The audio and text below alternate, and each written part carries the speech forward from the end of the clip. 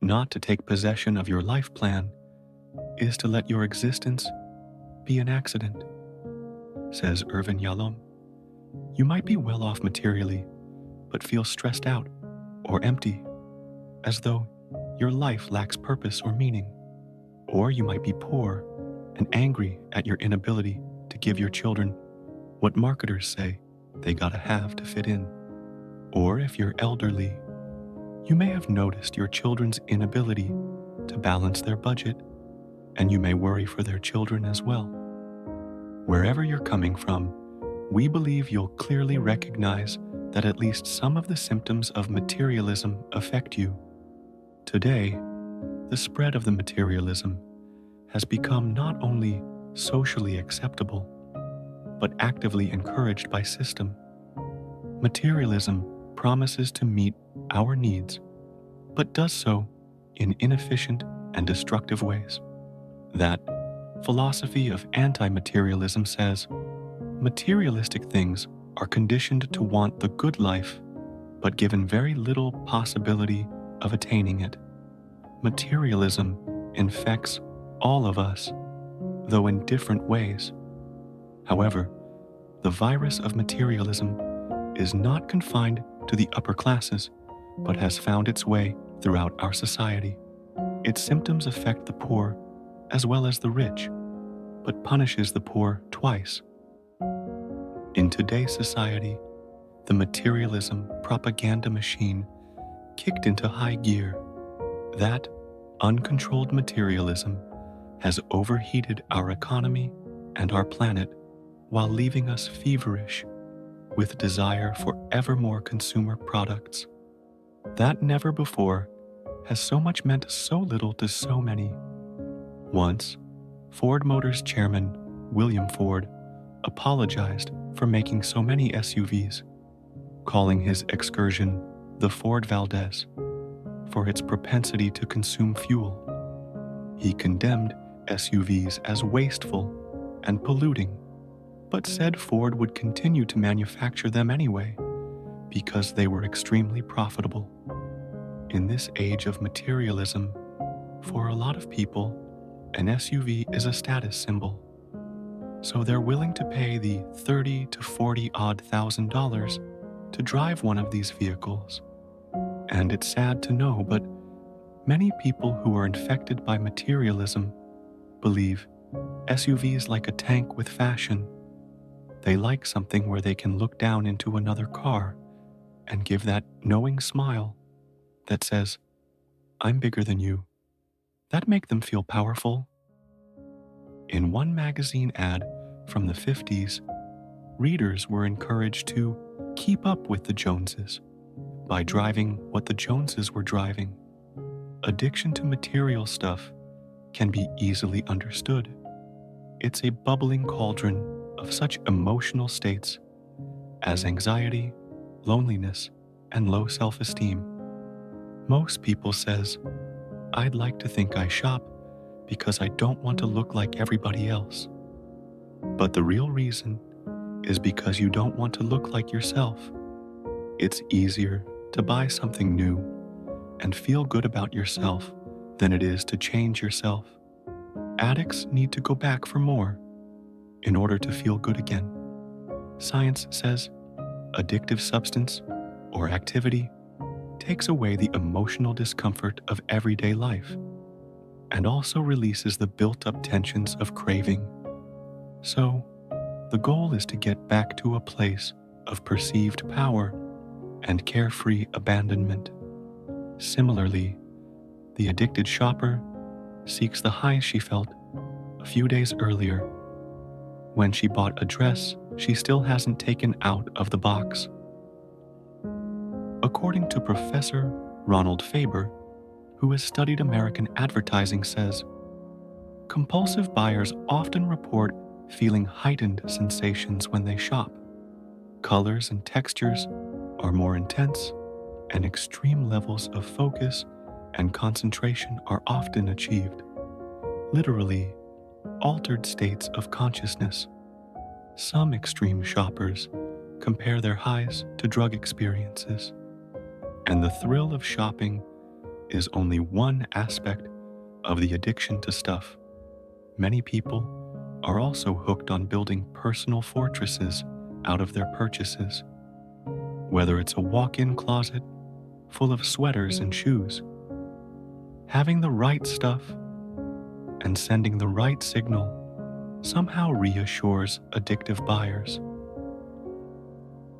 However, follower of less is more says, the problem is that the world's signals keep changing, so addicts never reach a point of having enough.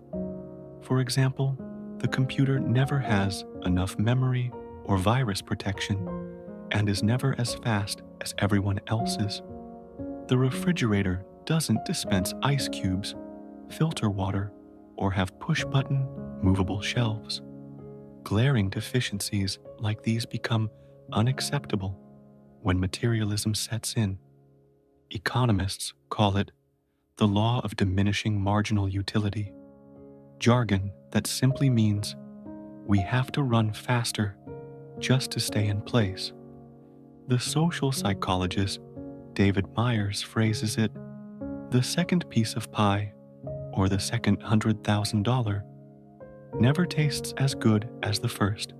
Yet, despite diminishing returns that are plain to see, its victims get stuck in the more mode, not knowing when or how to stop.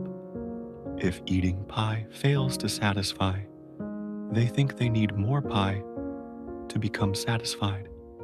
At this point, the materialism virus has become an addiction. Consuming material stuff becomes pathological because its importance grows larger and larger in direct proportion to our decreasing satisfaction, says the economist Herman Daly. Psychologists tell us that pathological buying is typically related to a quest for greater recognition and acceptance, an expression of anger, or an escape through fantasy, all connected to shaky self-images. In many cases, extreme shopping is a fleeting getaway from reality.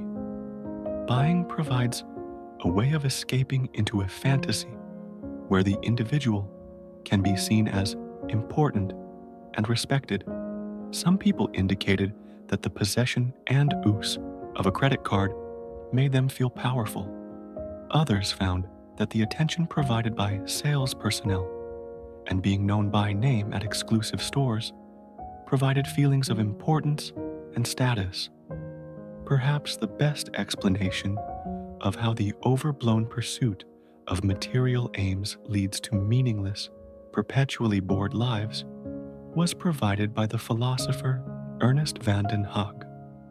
First, he pointed out mass production, which makes the universal consumer lifestyle possible, drives large numbers of people out of more varied occupations as artisans and small farmers, and instead agglomerates them in factories, where the division of labor reduces the scope of their activities to a few repetitive motions. Their work offers neither variety nor control. In order to provide the quantity of goods that makes that possible, they must accept mass-produced and therefore standardized products. Philosopher Den Haag wrote, "The benefits of mass production are reaped only by matching de-individualizing work with equally de-individualizing consumption. Therefore," he argued, "failure to repress individual personality in or after working hours is costly. In the end, the production of standardized things by persons also demands the production of standardized persons. Needless to say, de-individualization is itself the result of material progress and cannot help but strip life of both meaning and inherent interest." Today, worker-consumer is vaguely dissatisfied, restless, and bored, and these feelings are reinforced and enhanced by advertising, which deliberately attempts to exploit them by offering new products as a way out. consumer products and the mass media, itself made possible only by ads for consumer products. The products and the media distract us from the soul's cry for truly meaningful activities. So, the individual who finds no opportunity for self-chosen, meaningful expression of inner resources and personality suffers, says Van den Haag, an insatiable longing for things to happen. What the bored person really craves is a meaningful, authentic life. The ads suggest that such a life comes in products or packaged commercial experiences. But religion and the science of psychology say it's more likely to be found in such things as service to others, relationships with friends and family, connection with nature, and work of intrinsic moral value. Our technologically advanced culture offers opportunities for much more meaningful and creative lives than most of us lead. Our amazingly productive technologies could allow all of us to spend less time doing repetitive, standardized work or work whose products bring us little pride, by allowing us to trade higher wages for reduced working hours. Such choices would allow more time for freely chosen, voluntary, paid work that enhances our relationships and communities and allows us to express more fully our talents and creativity.